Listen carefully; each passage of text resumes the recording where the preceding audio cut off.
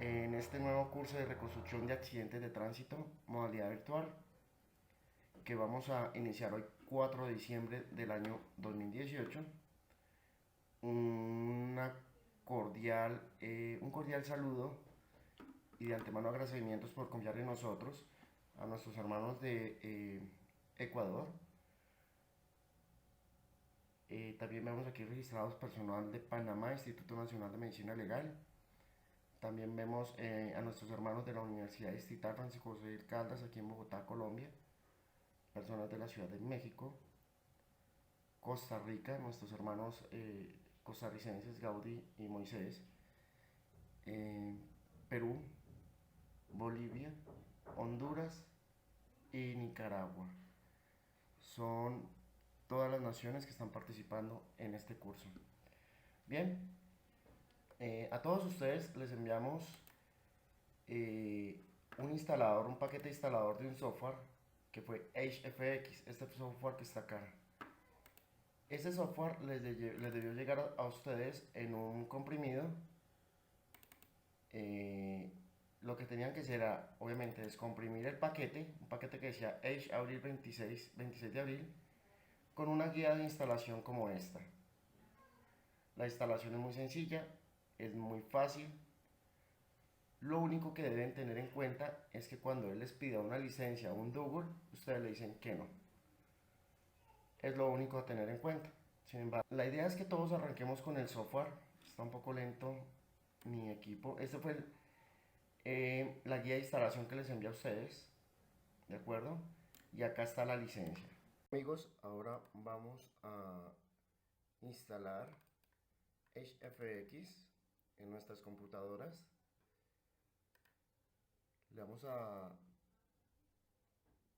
dar instalar ahora. Siguiente. Aceptamos la licencia. Escogemos una carpeta y aquí en este paso donde dice licencia, como está registrado HFX, nos va a preguntar si nosotros tenemos un dongle. La licencia, la llave, es como una memoria USB que se conecta al computador y cada vez que queramos arrancar el software debe estar instalado el dongle. Le vamos a decir que no. Creamos un acceso en el escritorio y listo.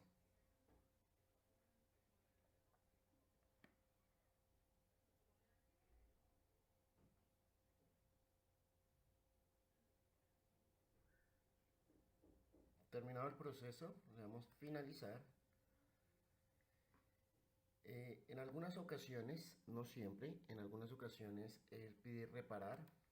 Eh, si no les genera este conflicto, no hay problema. Eso sucede es porque mi computadora ya ha sido instalado los productos de Visual Studio, Vista 1, 2, 3 y HFX en diferentes versiones. Bien, vamos a ejecutar el software. Tenemos unas licencias que ya las vamos a abrir para que podamos trabajar con esas licencias. Yo se las envío por correo electrónico a muchas personas, en especial Ecuador, Costa Rica, perdón, México.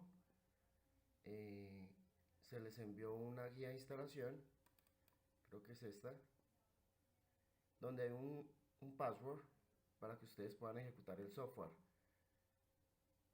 Si no les corre con este password, con mucho gusto yo les reenvío otro código de activación. ¿Listo? Creo que para todos ustedes tienen este password. Voy a intentarlo con este password. Control C. Y venimos a ejecutar el software ya instalado.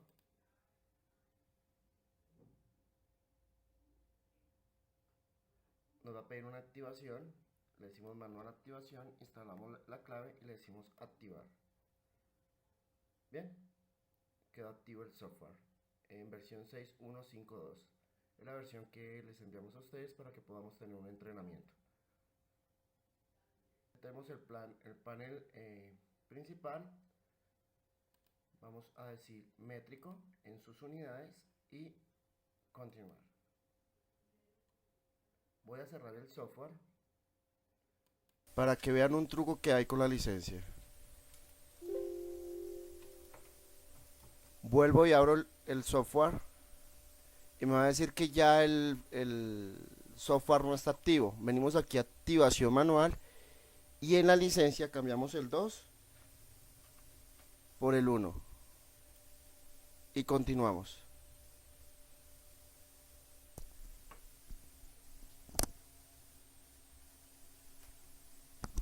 A la siguiente vez que queramos iniciar,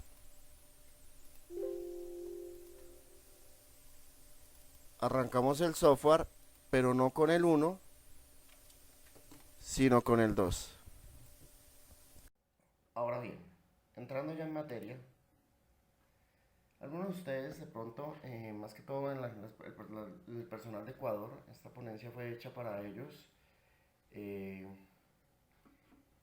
entonces vamos a hacer un breve repaso de esto. Nos disculparán nuestros hermanos ecuatorianos, pero es muy rápido para que todos hablemos el mismo lenguaje, al igual que las personas de Panamá, México, Costa Rica, Bolivia y Nicaragua han visto otro material que la gente de Perú, Ecuador y México no han visto, ni en Colombia. Entonces, ahí vamos a ir todos nivelando, ¿les parece? Bien, vamos a hablar de accidentes de tránsito.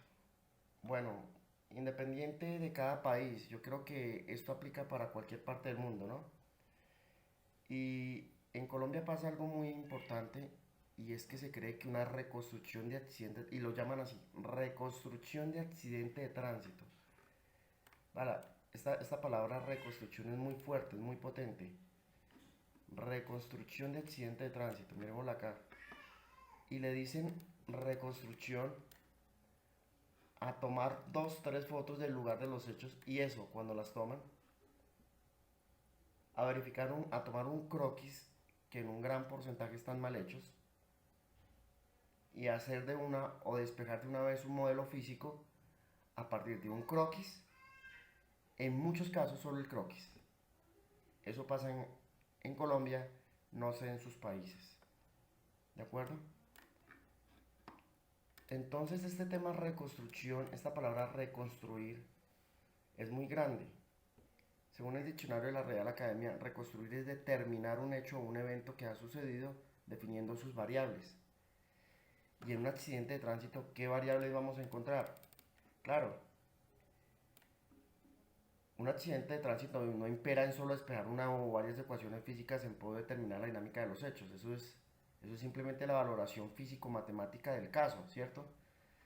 Reconstruir un accidente de tránsito es, de acuerdo a las habilidades del reconstructor y la tecnología con que cuente, determinar esto, las variables, como componentes geométricos y estructurales del lugar, la precisión con que el croquis o ese plano que fue levantado por la autoridad competente fue realizado, y es muy importante esta parte, abro unas comillas muy grandes, si el plano topográfico o el croquis, y si ese plano, recalco, si ese croquis de esos que eso está mal hecho, entonces díganme ustedes con qué fundamento ustedes o nosotros va a despejar una ecuación física.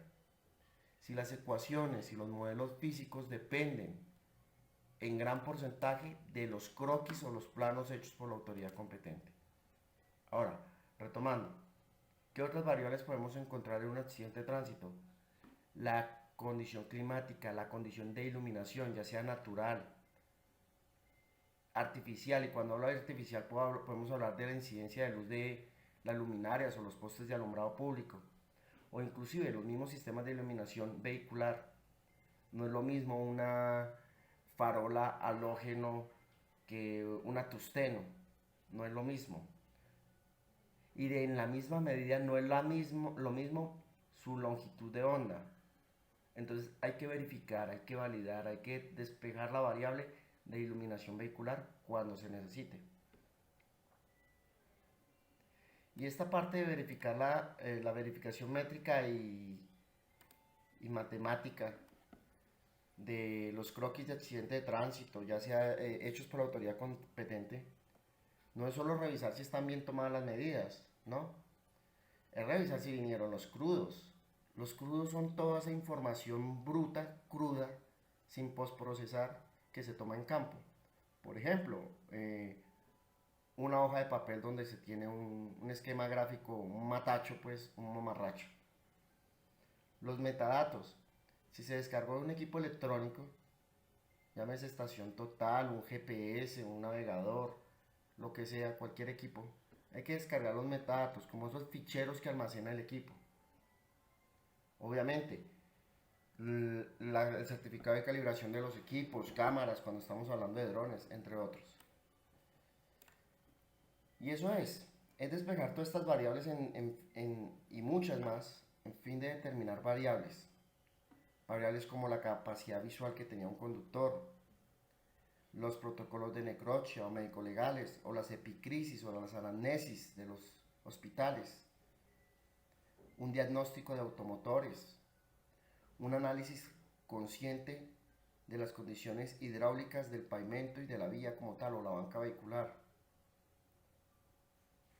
hacer conteos y aforos de tránsito y transporte cuando sea necesario, cuando necesitemos determinar un flujo vehicular, determinada velocidad puntual en una zona, más adelante lo vamos a ver, entonces aplicamos tránsito y transporte. O cuando necesitemos conocer cuál es la conducta de movilidad, hablo de peatones, en función a los dispositivos verticales, sonoros y luminosos de control de tráfico vehicular, alias semáforo. Asimismo, la normatividad que rige para cada uno de nuestros países. Después de despejar esas y muchas otras variables, ahí sí lanzamos un planteamiento justificado, ¿no? Hay que justificar esos modelos físicos. Y lo digo porque aquí en Colombia vemos que, más adelante vamos con los ejemplos, vemos un informe de reconstrucción y colocan la mera ecuación, sin variables, la ecuación y los resultados, y de una vez se botan a conclusiones y a señalar con el dedo de Dios, a decir usted es o no responsable, pero sin ningún tipo de fundamento o justificación. Y eso pues es increíble, ¿no? Todo esto nos permite en sí reconstruir una muerte violenta. Hablo para tránsito. Para los colombianos, esto es muy importante. Y yo creo que para el resto de personas que están viendo este video, un croquis, un bosquejo, el informe de accidente de tránsito, donde va el esquema, no es de ninguna manera y absolutamente esto no es un informe técnico científico que determina el tiempo, modo y lugar de la dinámica evolutiva del siniestro. Es decir, un esquema que es hecho en campo por personas a terreno que llegan al lugar, a la inspección técnica cadáver, eso no es un informe científico, es un informe de recolección de información, hasta ahora. Y es porque las personas que llegan a hacer la reconstrucción o la investigación de accidentes de tránsito, llegan es después de un tiempo. Ellos no estuvieron ahí presentes cuando pasó el accidente, a menos de que estuvieran presentes en la evolución de la dinámica del accidente, o que se tenga un video, pero ahí in situ. Por eso es que no es un informe científico, es un informe de recolección de información. Para que sea un informe científico, pues hay que analizar sus teorías, sus hipótesis y fundamentar esas hipótesis técnicamente, técnico-científicamente. ¿Listo? Entonces, ¿qué es una hipótesis? Me decía alguien en algún momento. Mire, una hipótesis es la suposición de algo posible o imposible, y de ahí se genera una consecuencia. Eso según el diccionario de la Real Academia Española. Pero también hemos encontrado en algunos diccionarios que hipótesis es algo que se supone, que puede tener un grado cierto de posibilidad, ¿cierto? Pero para que sea válida esa hipótesis depende de un sometimiento a prueba técnica, a prueba científica, a una comprobación, a una metodología científica de comprobación. Las hipótesis son formuladas a lo largo de estos años, lo hemos visto, y creo que en sus países es igual. En Colombia los formatos de accidente de tránsito tiene una hipótesis. La persona pasa el accidente de tránsito, llega al oficial 15, 20 minutos después, media hora después, una hora después, y en función a lo que él observa, en función a lo que la autoridad observa en el lugar, coloca una hipótesis. A lo que observa en cuanto a evidencias, daños en los vehículos y demás. Pero no somete ninguna prueba, no realiza ninguna prueba científica en terreno para determinar esa hipótesis. Y eso no es lo peor, que eso hasta ese punto pues es admisible. El problema es que los fiscales en Colombia toman esas hipótesis como letra de Dios. Es decir, lo que está en el croquis es a lo que ellos le creen, y le creen a la hipótesis. Entonces, si la hipótesis dice que el culpable es el conductor A por exceso de velocidad, el fiscal aquí adelanta sus investigaciones y conduce toda la investigación y puede precluir o puede acusar en función a las hipótesis, pero sin comprobar. Eso no lo comprueban. Bien, ahora, algo muy importante que ver en los accidentes de tránsito es la polarización efectiva. ¿Listo? Ya más adelante vamos a ver el esquema general pero pues eso lo dejamos a consideración porque eso es para cada país diferente, creo yo. Pero lo que sí es muy necesario entender es esta parte. Llega la autoridad a hacer una inspección técnica a cadáver, fija la evidencia fotográficamente, hace el plano o el croquis, el bosquejo. Puede ser con un equipo manual, como una cinta métrica, un distanciómetro láser.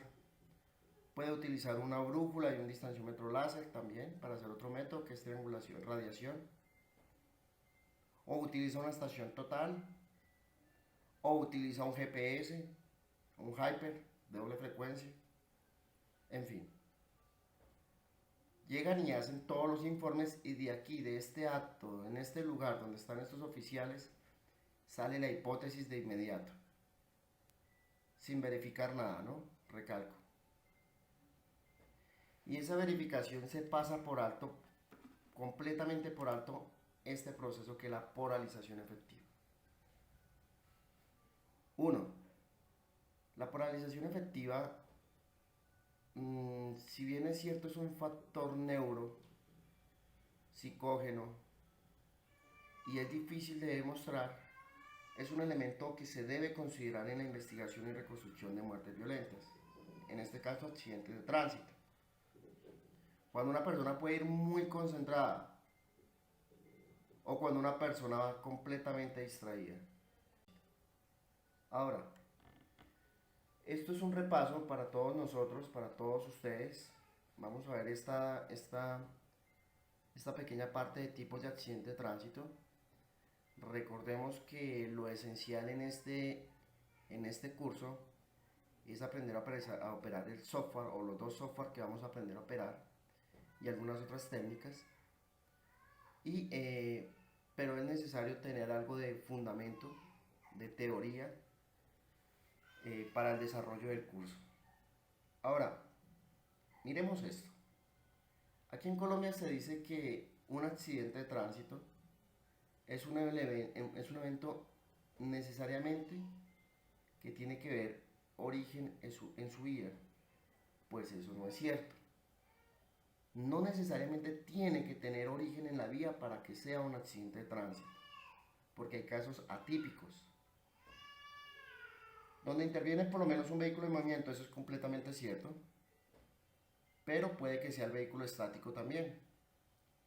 Y recordemos que en accidente de tránsito hay algo que hace que sea accidente de tránsito, y aquí en Colombia por lo menos es la intervención de los seguros, el SOAP, ¿sí? Entonces por ese lado es que uno puede, o hay personas que están reparando un vehículo, le cayó el carro encima, le aplastó y de una vez ejecutan el SOAP, el seguro. Y el accidente pasa como accidente de tránsito. ¿De acuerdo? Y los accidentes de tránsito tienen una evolución tiempo-espacial, ¿sí? Donde las dimensiones físicas son importantes, el lugar es importante.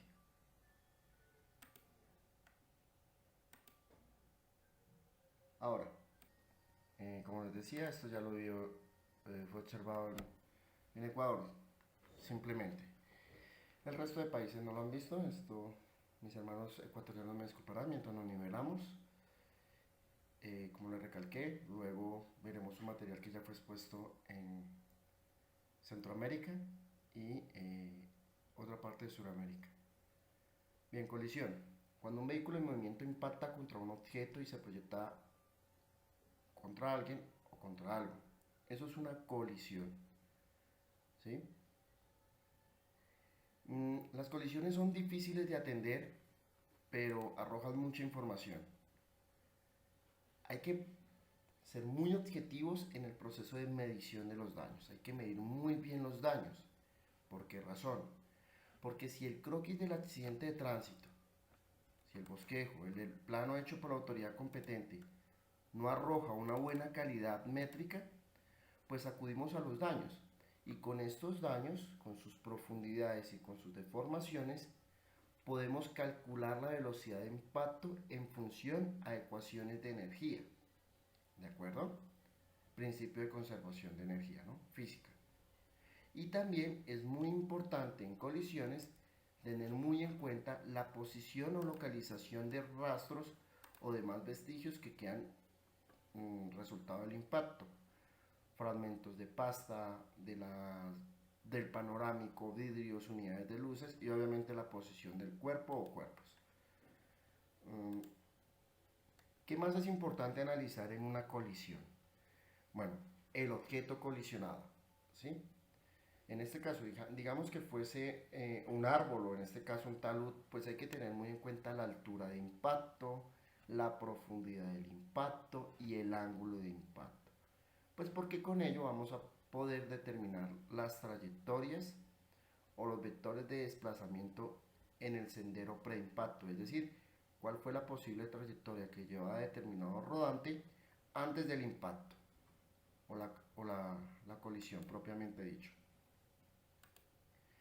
Si una persona sale proyectada, en este caso como esta persona, pues obviamente hay que cuantificar la distancia que existe entre la posición del cuerpo o su posición final y el vehículo. Esto en aras de establecer cuál fue la distancia de impacto, valga la redundancia, y la velocidad de expulsión. ¿De acuerdo? La velocidad de expulsión la podemos calcular a partir de la distancia de impacto o la distancia en posición final de un cuerpo, teniendo en cuenta también su masa y el factor de aceleración gravitacional. Bien. Colisiones. Hay como una subclasificación de las colisiones, más adelante la vamos a ver. No, perdón, son estas. Colisiones por alcance. Cuando un vehículo le pega por detrás al otro. O esto es cuando un vehículo circula muy delante de otro y el de la parte posterior no alcanza a frenar o a desacelerar su marcha y le pega por detrás. ¿Listo? Esta es una colisión por alcance. Las colisiones por alcance tienen una clasificación. Una clasificación central, es decir, el eje del vehículo de la parte posterior impacta justo en el centro o coordinando su eje de la zona anterior del otro vehículo. Veamos la gráfica de la derecha donde dice colisión por alcance central. Acá, central. ¿De acuerdo? Ahora, vamos con la excéntrica izquierda. Como su nombre se dice, es cuando la zona izquierda del vehículo de la parte posterior impacta contra la parte derecha del vehículo impactado. Excéntrica derecha, cuando la parte derecha del vehículo impactante impacta contra la parte izquierda del vehículo impactado. Vehículo impactado, vehículo impactante, vehículo impactante, vehículo impactado. Y una colisión angular. Las colisiones angulares se miden los grados, ojalá cuando estuviesen en posición final, pero con una correcta fijación topográfica o planimétrica es posible cuantificar el ángulo de impacto, este angulito que está acá, listo, que puede ser mayor o inferior a 90 grados, ¿de acuerdo? Esas son las colisiones por alcance. Ahora, hay choques frontales, y estos choques frontales cuando un vehículo impacta de frente contra otro vehículo. Es decir, sus ejes longitudinales coinciden. ¿De acuerdo? Las colisiones o los choques frontales longitudinales, recuerden, este longitudinal, se chocan de frente, pueden ser choque frontal excéntrico, angular o perpendicular. Choque frontal excéntrico. Al igual que las colisiones por alcance, es cuando los ejes no coinciden. Uno va a la derecha y otro va a la izquierda. ¿Sí? Es decir, que sus ejes longitudinales quedan desplazados hacia la derecha o hacia la izquierda. Miremoslo acá. Central, excéntrica y angular, corrijo, no es perpendicular, sino angular. Central, ya lo vimos, una colisión donde sus ejes longitudinales coinciden. Excéntrica, los ejes longitudinales no coinciden. Y angular, cuando se forman ángulos inferiores a 90 grados. Veámoslo en la ayuda. Una colisión frontal, central, excéntrica, izquierda con derecha o derecha con izquierda, y angular. Inferior, genera un ángulo inferior a 90 grados. Ahora, así como hay colisiones longitudinales frontales, o hay colisiones frontales y hay también posteriores o traseras que se conocen como alcance, también hay colisiones o choques laterales. Ahora, en el lateral también vamos a ver si son angulares, centrales, anteriores o posteriores. Choque lateral perpendicular. Cuando un vehículo golpea al otro en su zona lateral formando una forma de T. Cuando queden en T, eso es un choque lateral perpendicular. Y esto es porque generan un ángulo de 90 grados. Aquí vemos el ángulo de 90 grados, ¿sí? Por los ejes de estos dos vehículos. Ahí lo estamos viendo, ¿no? Aquí estamos viendo un ángulo de 90 grados. Justo acá. ¿De acuerdo? Aquí ya hay un ángulo de 90 grados.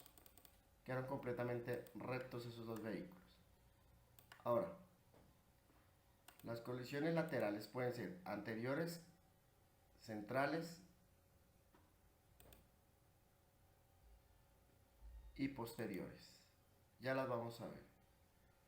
Choque lateral angular. Empecemos con esta. Es cuando el eje longitudinal de un vehículo impacta al eje longitudinal del otro, pero forma un ángulo menor o mayor a 90 grados. ¿De acuerdo? Recordemos, venimos de los choques laterales y pueden ser perpendiculares, anteriores o posteriores, ¿cierto? Y también vamos a encontrar que los choques laterales pueden ser angulares, que generan un ángulo mayor o menor a 90 grados.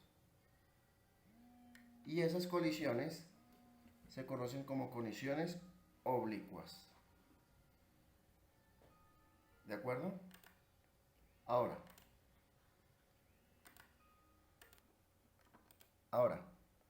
colisiones oblicuas centradas y descentradas. ¿Qué significa esto de centradas y descentradas? Cuando las líneas medias de los vehículos hacen contacto entre sí, ¿sí? Es decir, es descentrada, es centrada, perdón, si estos vehículos tienen contacto. Es descentrada si las dos líneas no hacen contacto en el momento de la colisión. Eso hace que sea centrado o descentrado, el contacto. ¿Listo?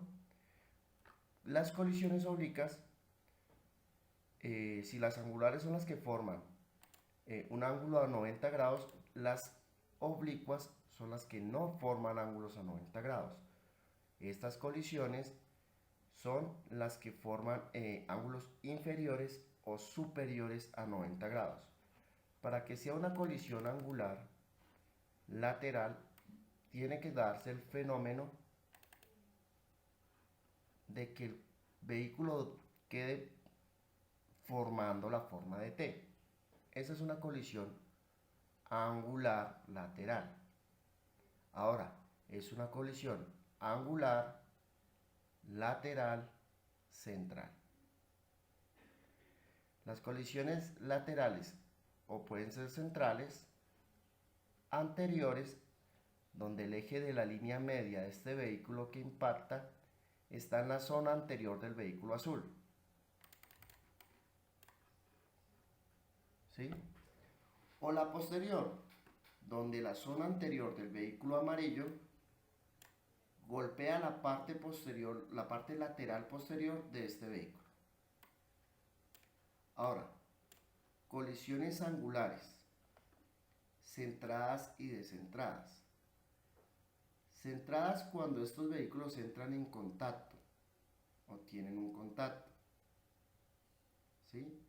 Y además hay una característica, y es que deben estar obviamente cerca al centro lateral, a la parte lateral del vehículo azul, como estamos viendo en estas angulares primero, ¿sí? La línea azul, este vehículo amarillo tiene una línea azul que es su línea media. Esa línea media tiene que estar en contacto, pero cerca al centro, a la zona lateral de este vehículo. Este vehículo azul tiene una lateral, que es la lateral izquierda. Entonces, si estos vehículos están en contacto y el vehículo amarillo está cerca al centro lateral o a la zona central lateral izquierda del vehículo azul, estamos hablando de una colisión angular lateral central. Pero si el vehículo no está coincidiendo y esta lateral central angular es como esta, aquí estaba. Pero si el vehículo amarillo que impacta no está cerca al centro y no está pegada, es una colisión descentrada. ¿De acuerdo?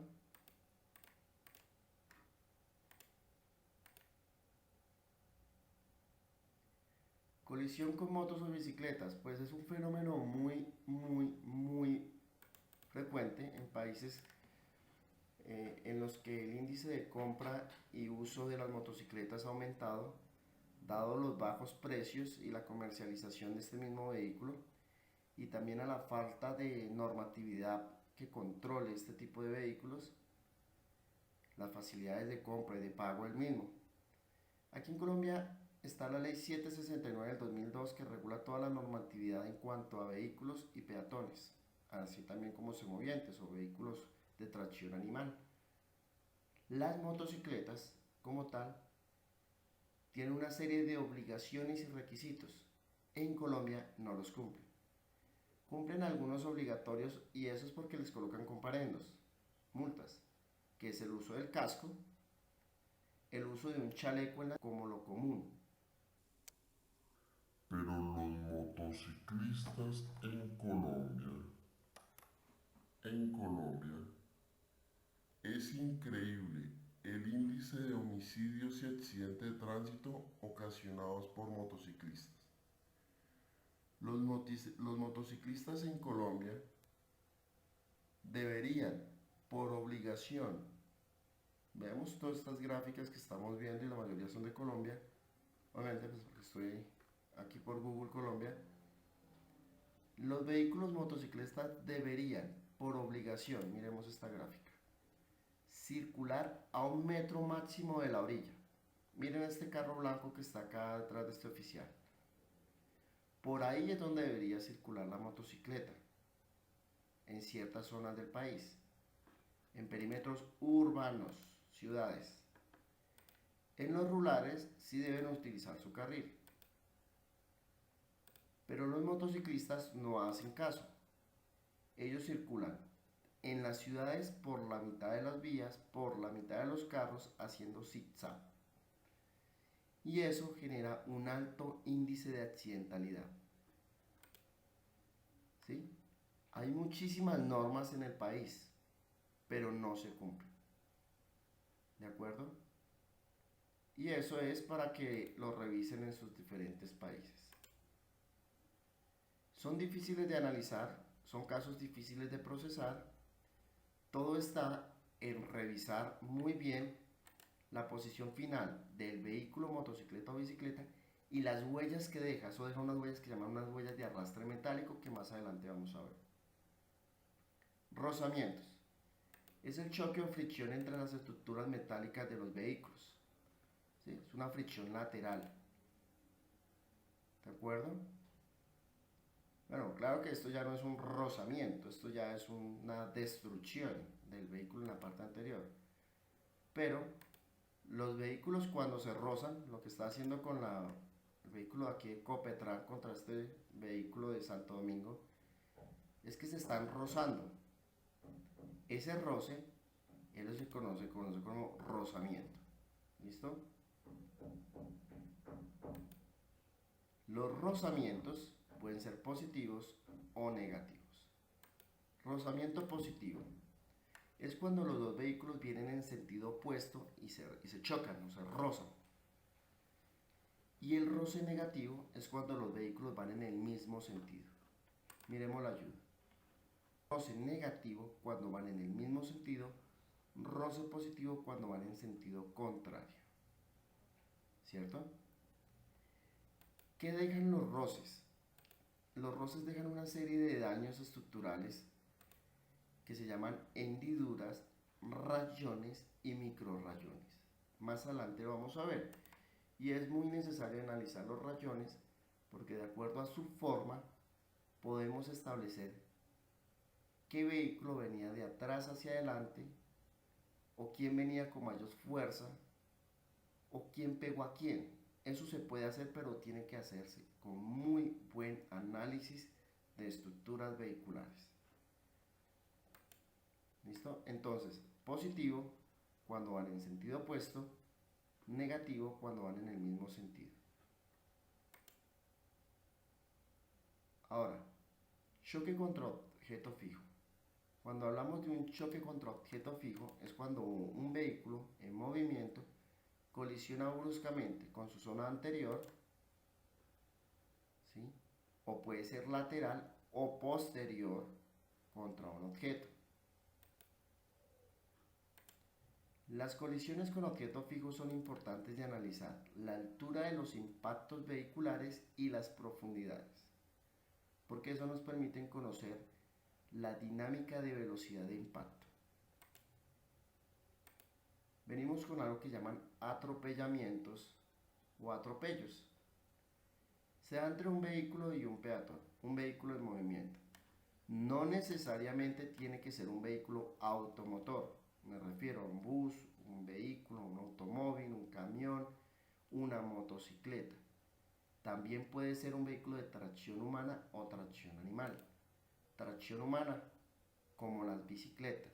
Tracción animal, como en Colombia existe algo que llaman vehículos semovientes. Es un vehículo, una carreta,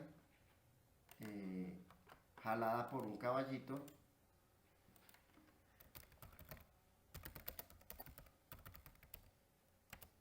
y pues esto ya fue prohibido en el país, pero circulaban circulaban por la mitad de la ciudad de Bogotá o cualquier otra ciudad transportando material reciclable. Esto se da por las políticas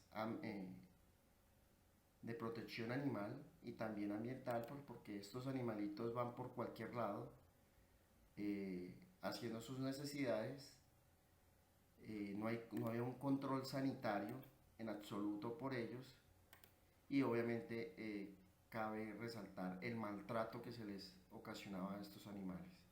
Ya se ha venido rescatando afortunadamente esa situación. ¿Listo? Los atropellamientos o los atropellos generan determinados traumas severos, politraumatismos, y es muy importante revisar drásticamente los protocolos de necropsia, las historias clínicas, las epiquisis, las anamnesis que entregan los hospitales, porque permiten hacer una valoración y una cuantificación de impactos, y esto a la vez nos permite hacer una reconstrucción de la dinámica del impacto o de la dinámica del sendero pre y post impacto en el accidente de tránsito. Además, si se logra tener una correcta fijación planimétrica, ortométrica, de la evidencia física, por ejemplo, del fluido anatomopatológico, la sangre que deja esta persona al caer o al tener impacto contra la superficie hidráulica de rodadura, es decir, contra la carpeta asfáltica, pues nos permite a nosotros también reconstruir cuál fue la manera de proyección o dirección lateral, de proyección del cuerpo, cómo pudo haber caído ahí, de qué manera se pudieron generar las lesiones, cómo pasó. Volcamientos. Cuando un vehículo pierde estabilidad en la marcha, ¿sí?, y las llantas dejan de tener contacto, bueno, no son llantas, las llantas es todo este conjunto, ¿sí? Esto es un conjunto, todo este conjunto de la llanta. ¿Listo? Todo el conjunto de la llanta, todo este polímero amalgamado que recubre una estructura metálica y con un elemento de lujo como es esta tapa, y sus diferentes dispositivos de seguridad como son los tornillos y tuercas, eso es una llanta. Lo que tiene contacto con la vía, lo que tiene contacto con la superficie de rodadura, es la banda de rodadura. Esto es lo que se conoce como un neumático, ¿cierto? Pero lo que tiene realmente contacto con la carpeta asfáltica no es el neumático completo, es esto que tiene labrado, y esto que tiene labrado se llama banda de rodadura. ¿De acuerdo? Lo que tiene este labradito es la banda de rodadura. Y eso sí es lo que se conoce o conocen algunas personas como neumático. Ahora, cuando el vehículo pierde el contacto de sus llantas, su banda de rodadura con la superficie de rodamiento, se pueden generar unos giros verticales, longitudinales o transversales. Eso genera un volcamiento. ¿Qué queda a lo largo de la rasante, de la superficie hidráulica? ¿Qué queda en la banca? Quedan rastros de ese arrastre, de ese volcamiento. Quedan marcas metálicas. ¿Listo? Y es por eso que pueden haber volcamientos longitudinales o transversales. Miremos esta gráfica. Un volcamiento longitudinal es cuando el vehículo, por efecto de pérdida de su estabilidad en la marcha, hace que su eje longitudinal se precipite hacia el frente sobre su eje transversal, ¿sí? Lo que hace que se proyecte de esta manera. Esto es un volcamiento longitudinal, una proyección del eje longitudinal sobre el transversal, ¿cierto? Los daños están en la zona anterior, en el techo, y en muchas ocasiones acá en la zona posterior. En muchas ocasiones o en algunas ocasiones pueden estar acá en la zona posterior. Ahora, volcamiento transversal o lateral. es cuando el vehículo realiza un giro por estabilidad en su marcha hacia cualquiera de sus costados laterales y se conoce como volcamiento lateral o transversal, repito. Ahora, el vehículo puede dar un solo giro, como acá. A ese giro se le conoce como movimiento de un cuarto, por ejemplo este. Este está con sus unidades de rodadura sobre la carpeta asfáltica, realiza un giro, eso es un primer cuarto. Aquí está pasando de primer cuarto a segundo cuarto, es decir, primer cuarto la zona anterior, segundo cuarto el techo, tercer cuarto la parte de atrás, la parte lateral del carro, ¿sí? Y giro completo o cuatro cuartos es cuando vuelve a caer sobre sus propias llantas, ¿sí? Lo mismo pasa con las colisiones transversales o laterales. Por cada volcamiento que se genere, por cada vuelta que dé, se llama un cuarto. Bien, entonces, volcamientos laterales son muy difíciles en muchas ocasiones de revisar si no se analiza de forma conjunta toda la dinámica del accidente. ¿De acuerdo? Hay que prestar muchísima atención a la vía. La vía arroja muchísima información. Desafortunadamente, en los volcamientos, sencillamente se levanta la evidencia, pero no se fijan los microrrastros y microhuellas que quedan en la banca.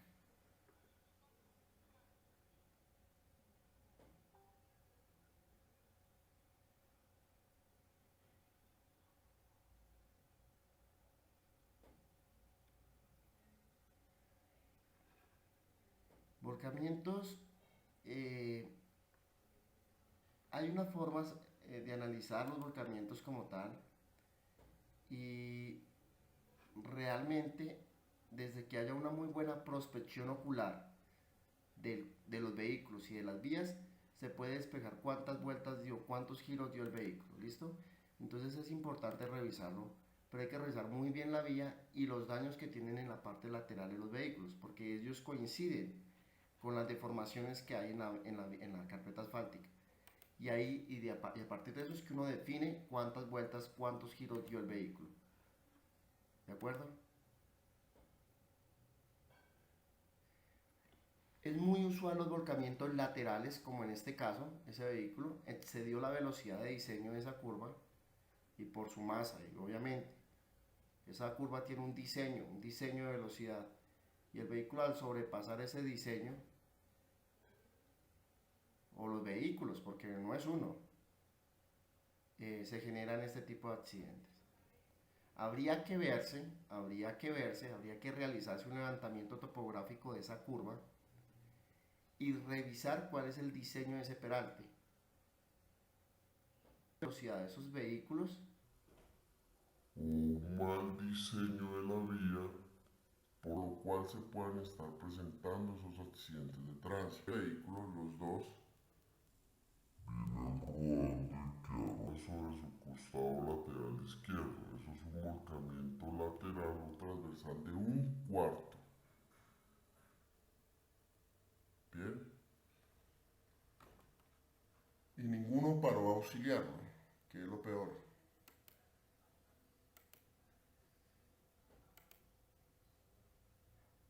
Entonces yo le apunto al exceso de velocidad, miremos, que puede generar Esta dinámica en este lugar.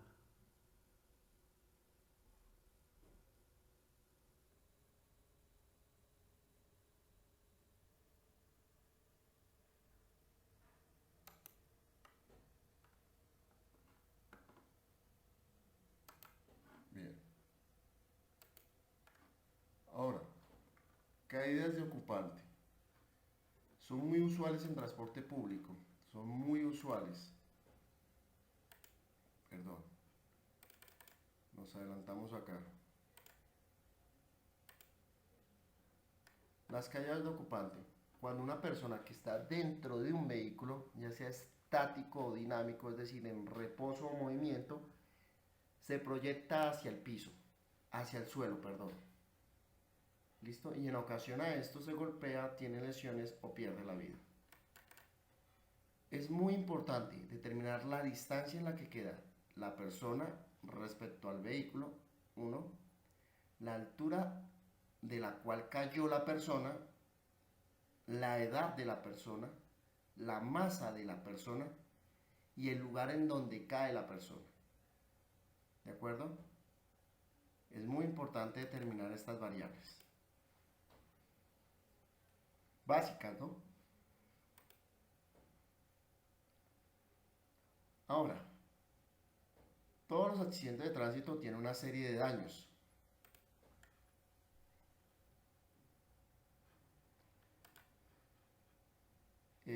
Estos videos no los estoy editando, son videos que estoy haciendo hoy 4 de diciembre del año 2008. En algún momento, abro un paréntesis, una persona me escribió que es que esos videos ya estaban preparados y no se ajustaban a las realidades de unos lugares, o que eran muy viejos, o que, es decir, está dando una serie de argumentos y, y yo le dije, no, mira, son videos que estoy haciendo frente a cada curso que se abre, y esto da fe de que se mantiene actualizando las diapositivas y los contenidos. Entonces no es un video que se utilizó hace 10 años en un curso anterior, sino son videos que se vienen actualizando, ¿sí? Cada curso se afronta con videos nuevos, con nuevas temáticas. Si no han cambiado, si han cambiado, pues claro que se hacen sus modificaciones y correcciones, ¿de acuerdo? Y no entro a editarlo porque pues la pérdida de tiempo no es mucha. Bien, vamos a ver esta última partecita del día de hoy, antes de ya entrar a ver lo que es la parte física, de que vamos a dedicarnos 2 días, señores y señoras. Tengo aquí registrados solo 42 asistentes. Es una parte densa, compleja, vamos a entrar a física aplicada, porque si no entendemos los modelos físicos, si no entendemos unos principios físicos, no vamos a avanzar en el software. ¿De acuerdo? De igual forma vamos a ver topografía, modelos de fijación topográfica, algo básico, pero si no los entendemos no vamos a entender el tipo de amarre de fijación planimétrica u ortométrica que vamos a tener que hacer en los software. ¿De acuerdo? Aquí hay topógrafos en este curso de la Universidad Distrital Francisco José de Caldas, así que pues a ustedes les va a quedar muy fácil. También hay personal de Planimetría de Panamá, ingenieros, topógrafos, hermanos y amigos de Costa Rica. También hay personal de otros lugares que tienen conocimiento de la materia, pero no sobra la explicación para el resto de nuestros hermanos que no tienen la base o un recorderis por lo menos de cómo es que se hace. Aplastamientos. Ya salimos de la clasificación muy rápida de tipo de colisiones. Ahora entramos al tipo de modelos como de daños que se generan en cuanto a persona-vehículo. Primero de ellos es el aplastamiento. Un vehículo oprime, comprime, aprieta, pasa sus unidades de rodadura sobre una persona peatón u ocupante del mismo.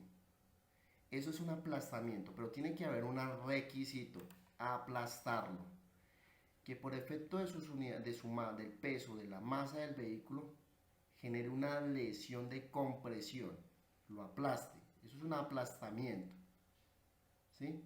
Como cuando uno tiene en la mano y lo comprime o le hace fuerza con la palma de la mano, él revienta y sale su zumo, su contenido. Eso es un aplastamiento, es lo mismo. ¿Listo? El arrastre es diferente. Es cuando el vehículo pasa sus unidades de rodadura, ya sean bloqueadas o no bloqueadas, es decir, frenadas o no frenadas, sobre una persona, pero la persona tiene que tener contacto con la superficie hidráulica de rodadura, con la banca. Es decir, para que se genere un arrastre, es que la persona tenga contacto con la carpeta asfáltica, uno, y el vehículo pase y arrastre ese cuerpo, ese objeto, esa persona, con sus llantas bloqueadas o no, en movimiento o frenando como quieran, pero que lo arrastre sobre la carpeta asfáltica. Eso es un arrastre. Y los arrastres nos dejan muchas veces huellas de arrastre biológico. Esta huellita que ustedes están viendo acá se llama una huella de arrastre biológico. Esto. ¿Sí? Esa huellita, ese rastro que llega hasta el final, huella de arrastre biológico. ¿Sí? Obviamente con dispersión de tejido blando y material óseo sobre la carpeta asfáltica. Aquí está, vista de una mejor manera, la huella de arrastre biológico. Entonces, los arrastres nos dan una gran cantidad de información, porque esta huella de arrastre metálico, compañeros y compañeras, nos están dando un elemento radical en la investigación y reconstrucción de muertes violentas. ¿Cuál sería? Nada más y nada menos que los componentes de trayectoria, dirección y sentido que lleva ese cuerpo a lo largo de determinada banca o tramo vehicular. Y esa huella que está a lo largo de esa banca vehicular o dispersa sobre una superficie hidráulica de rodadura tiene una localización y una ubicación, ¿sí? Y una posición. Tiene posición y ubicación. ¿Listo? Ubicación. A 3 metros de la orilla, a 3.50 metros de un poste de alumbrado, a 10 metros de un paramento. Su ubicación. Y su posición. De derecha a izquierda, de arriba hacia abajo, oblicua, curva, aunque eso ya son características de la geometría, pero en cuanto a su posición se refiere, nos sirve para adoptarlas. Mezcladito ahí con la geometría de la huella, ¿no? También encontramos en accidentes de tránsito, así como aplastamientos, proyecciones y caídas de ocupante, daños en los vehículos. Y esto es una ruptura o un rompimiento. Es un corte limpio, sin surcos. Puede presentar sí o no hundimientos. Puede ser total, parcial. Puede fracturar la estructura vehicular. Y eso hace que se rompa una parte del vehículo, se fragmente y nos sirve para cuantificar velocidad por daños. Doblado o doblamiento. Es cuando un vehículo impacta contra una estructura y se dobla. Ese doblamiento nos permite cuantificar, obviamente, velocidad de impacto. Destrucción total o parcial. Si ese vehículo quedó partido en la mitad, en la parte del fondo está la parte anterior y aquí está la parte media posterior. Grandes daños, y esto es efecto de una cosa, velocidad. ¿Listo? Una zona de limpieza y un tatuaje de pintura. Las zonas de limpieza, óigase bien, es cuando una persona, el vehículo está sucio. Un vehículo está sucio, lleva varios días sucio, tiene polvo y un vehículo va pasando por una vía y golpea a un peatón. Al golpear a un peatón, esa zona, el peatón colocó su mano, digamos, sobre esta farola que está llena de polvo. Al colocar su mano sobre esta farola llena de polvo, a manera de ejemplo, la persona transfirió sobre el vehículo el surco de presión, es decir, la mano quedó marcada en el polvo o en el barro de ese vehículo. ¿Qué deja la mano o la parte del cuerpo en el vehículo? La forma. ¿Qué se lleva la persona o la parte corporal de esa persona? Se lleva el polvo, el barro. Hay una transferencia, ¿sí ven? A esa transferencia, eso se llama principio de transferencia. Pero la zona propia que quedó limpiecita en el vehículo, pero quedó marcada con los dedos, la mano, el brazo, la cabeza, la cara, se llama zona de limpieza. Tatuajes de pintura. Cuando dos vehículos se impactan, uno se lleva pintura y deja pintura. El uno se lleva pero deja. Entonces la transferencia de pintura se llama tatuaje de pintura. Queda marcada la pintura sobre el vehículo, sobre los vehículos. ¿Listo? Entonces, todos sabemos que hay unas normas técnicas para localización de daños que las veremos después.